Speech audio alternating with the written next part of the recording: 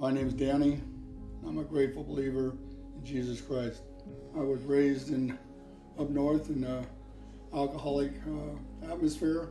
Both my parents were alcoholics. Divorced at 5 when I was 5. Multiple relationships with my mother, all of them drugs and alcohol related. Consequently, I was drinking at the age of 8, using drugs by the age of 10 and 11, and growing pot by the age of 12. That was just the atmosphere I was raised in.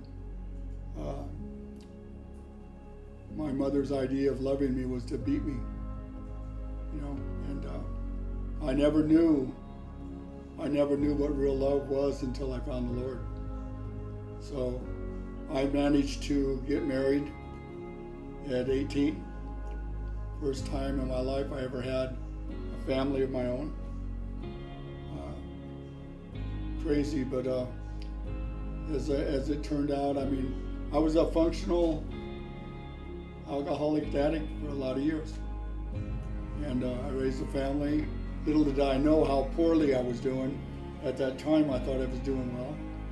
But as I came to the Lord much later, that I realized how much I'd left out of that relationship with my children, and I felt like I'd robbed them of something.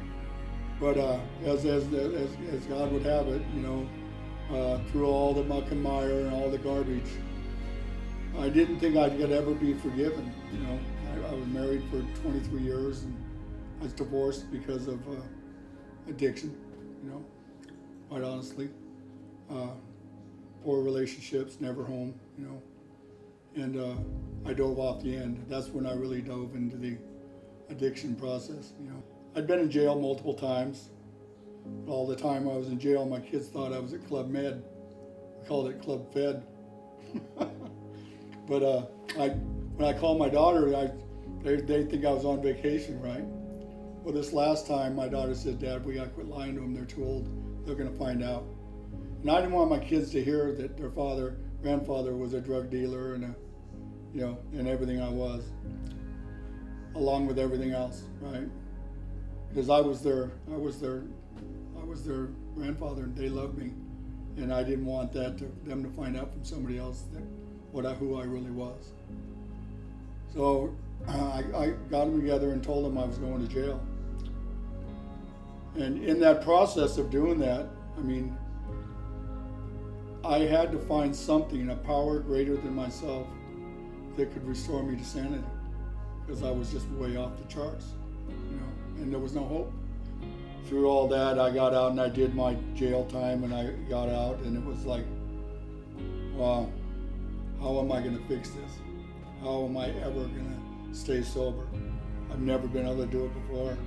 59 years old, and I don't have a clue as to how to beat this thing, how to change my life.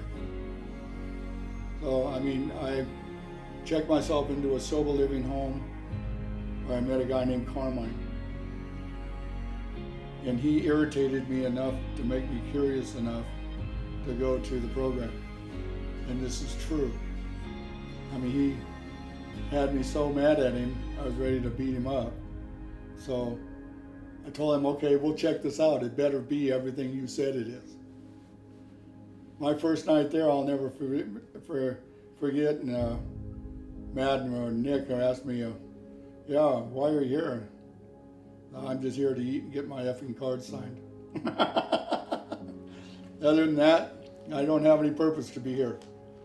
And like I say, I rode up there on my Harley and wrapping it up and making everything, being obnoxious, which is what I was best at. And in that meeting, Nick actually made me feel like there was a purpose for me. First time in my life anybody ever said that something good could come out of my life where I just destroyed lives.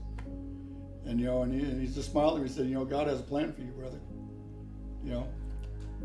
I've never heard, nobody ever told me anything positive before other than I made good dope. It was really, really hard for me to ever forgive myself No human power could ever restore me to my sanity or to make me believe that there was a purpose for my life. The program, I found that what I was looking for. Found that through the ministry there, the love and the people and the sharing and a whole new way of life. That it was possible to be forgiven. It was possible to use those things that once held you in bondage, to use those things to help other people. My life for once had purpose. I never ever experienced a high that I experience today from serving God. Trust me, there is no greater high, and I know because I tried them all. Right? And yeah, I highly recommend it. I tell people in my life today that it's just unbelievable how fulfilled and how much I get to grow in that experience of helping other people. That's just it's a transformation that it's all available to everybody, and I don't care. I was 59, so however old you are, it's all good stuff. You know what I mean?